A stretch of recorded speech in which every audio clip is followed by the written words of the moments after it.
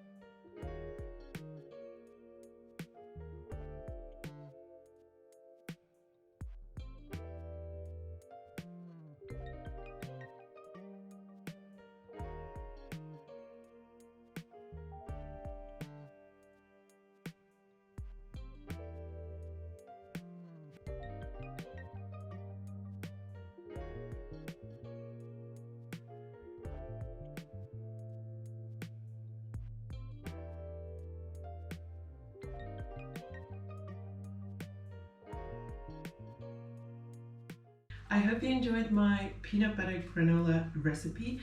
I always make my granola myself because it's super simple to make.